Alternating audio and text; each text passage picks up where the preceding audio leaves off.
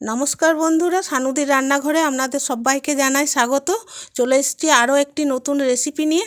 আজ আমি বানাবো সবজি দিয়ে মুসুরির ডাল। ডাল বানানোর জন্য আমি এখানে নিয়েছি মুসুরির ডাল, আলু, ফুলকপি, ধনেপাতা কুচি, পেঁয়াজ, কাঁচা লঙ্কা, টমেটো, কারি পাতা, গাজর আর অল্প একটু বিট। এটি সম্পূর্ণ নতুন ধরনের। আমি প্রথমে কড়াই চাপিয়ে দিয়েছি, অল্প একটুকু তেল দিলাম, ডালটা দিয়ে দিচ্ছি। এখানে 100 গ্রাম মুসুরির ডাল নিয়েছি। প্রথমে আমি ভালো করে ধুয়ে জলটা ঝরিয়ে রেখে দিয়েছিলাম আধ ঘন্টার জন্য। মুসুরির ডালটা আমি প্রথমে ভেজে নিচ্ছি। ডাল আমার ভাজা হয়ে গেছে। এরপর আমি এখানে কিছু সবজি নিয়েছি, যেমন এই যে দিয়ে দিচ্ছি পেঁয়াজ কুচি, টমেটো কুচি, লঙ্কা কুচি, অল্প একটু বিট কুচি আর গাজরকে আমি গ্রেটারে করে গ্রেট করে এভাবে রেখে দিয়েছিলাম।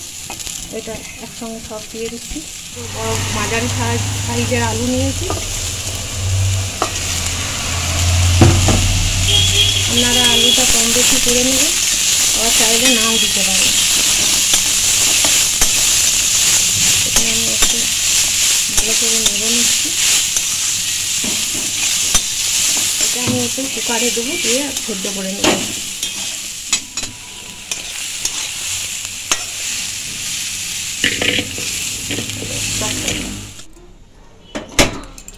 আমি একটু কুকারে এগুলো সব নিয়ে নিয়েছি। পরিমাণ মতো আমি জল দিচ্ছি, নুন পরিমাণ মতো আমি নুন দিলাম, এখানে পরিমাণ মতো হলুদ দিলাম। এরপর আমি এটাকে ভালো করে নেড়ে নিয়ে আর ঢাকা দিয়ে দেবো। বন্ধুরা, 2টো সিটি বাজবে, আমি গ্যাস অফ করে দেবো।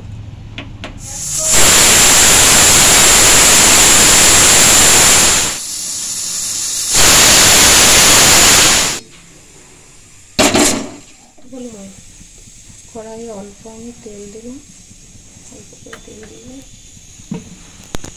বন্ধুরা, আমি এখানে কারি পাতাগুলো ভেজে নিচ্ছি।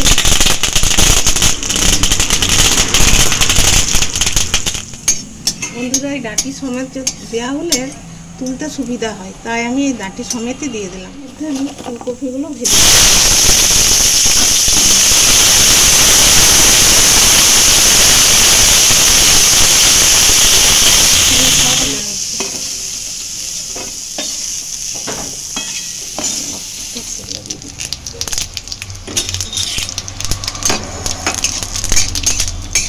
বন্ধুরা, একটু আদাকে কুচো করে নিলাম, দিয়ে দিলাম।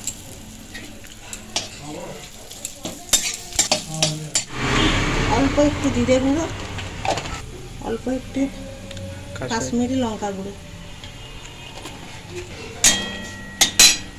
দিয়ে দিচ্ছি, অল্প একটু হলুদের গুঁড়ো।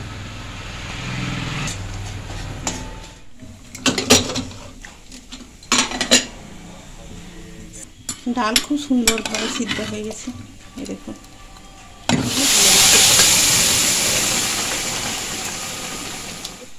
বন্ধুরা, দেখুন কি সুন্দর রং এসছে, এখানে খুব সুন্দর রংটা এসছে।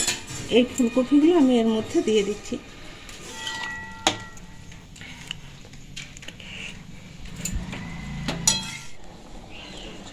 এখানে আমি 1/2 চামচ চিনি দিয়ে দিচ্ছি, ধনেপাতা কুচি,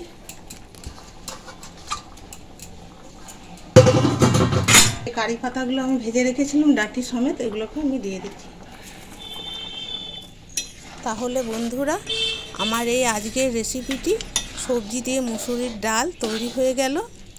আপনারাও বাড়িতে বানিয়ে দেখুন, আর কেমন লাগলো আমাকে জানাবেন।